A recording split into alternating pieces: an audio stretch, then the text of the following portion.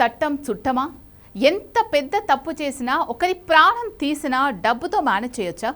ప్రస్తుతం హైదరాబాద్లో జరిగిన ఒక ఘోర రోడ్డు ప్రమాదం, ఆ తర్వాత జరిగిన పరిణామాలు చూస్తుంటే సామాన్యుడికి ఇదే అనుమానం రాకమానదు. హైదరాబాద్లోని అత్యంత రద్దీగా ఉండే ఇనార్బిట్ మాల్ వద్ద లగ్జరీ ఆస్టన్ మార్టిన్ కారుతో ఒక అమాయక లైఫ్ స్టైల్ ఉద్యోగిని భారతి ముఖిని ఢీకొట్టి ఆమె మరణానికి కారణమైన కేసులో ఇప్పుడు సంచలన విషయాలు వెలుగులోకి వచ్చాయి. ఈ ప్రమాదం చేసింది ఎవరో కాదు, జనసేన ఎంపీ లింగమనేని రమేష్ కుమారుడు లింగమనేని సంజూష్. ఈ కేసును నీరుగార్చడానికి బ్యాక్గ్రౌండ్లో ఏం జరిగింది, పోలీసులతో జరిగిన భారీ సెటిల్మెంట్ డీల్ ఏంటి అనే పూర్తి వివరాలు ఈ వీడియోలో చూద్దాం.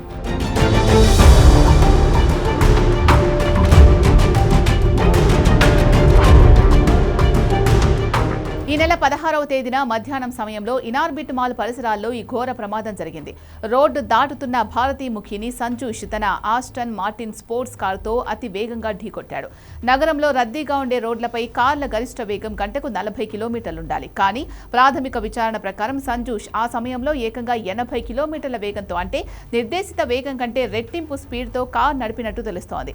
కారు ఎడమ వైపు బలంగా తాకడంతో భారతి తలకు, శరీర భాగాలకు తీవ్ర గాయాలై ఆమె అక్కడికక్కడే ప్రాణాలు కోల్పోయారు. ప్రమాదం ఎంత తీవ్రంగా జరిగిందంటే కారు ఎడమ భాగం పూర్తిగా డ్యామేజ్ అయిపోయింది. ఇంత పెద్ద ప్రమాదం జరిగితే ఒక ప్రాణం పోతే పోలీసులు ఏం చేయాలి? వెంటనే నిందితుడిని అరెస్ట్ చేయాలి. కానీ ఇక్కడే అసలైన ట్విస్ట్ ఉంది. ఈ ప్రమాదం జరిగిన విషయాన్ని పోలీసులు ఏకంగా 5 రోజుల పాటు బయటికి పొక్కకుండా అత్యంత గోప్యంగా ఉంచారు.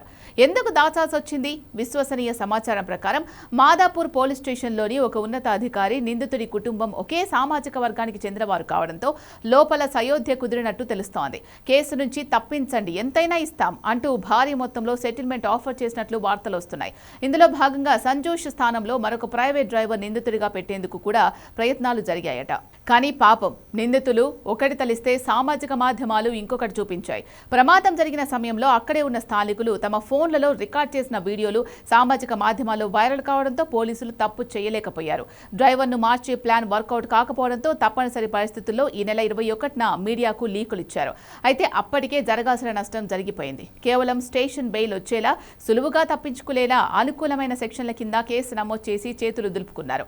నిందితుడిని అరెస్ట్ చేయకుండా కేవలం నోటీసులతో సరిపెట్టడం పలు అనుమానాలకు తావిచ్చింది. మాదాపూర్ పోలీసులు సంజూష్పై కేవలం BNS 106 కింద మాత్రమే కేసు నమోదు చేశారు. అంటే ఇది అజాగ్రత్త లేదా నిర్లక్ష్యపు డ్రైవింగ్ వల్ల జరిగే సాధారణ ప్రమాదం కిందకి వస్తోంది. దీనికి పోలీస్ స్టేషన్ నుంచే సులువుగా బెయిల్ లభిస్తుంది. కానీ ఇంత రద్దీగా ఉండే రోడ్డుపై హై స్పీడ్ కారుతో వెళ్తే ఎదుటి వారి ప్రాణాలు పోతాయని తెలిసి కూడా నిర్లక్ష్యంగా నడిపినందుకు BNS 105 సెక్షన్, అంటే మరణం సంభవించే అవకాశం ఉందని తెలిసి చేసిన చర్యగా నమోదు చేయాలి.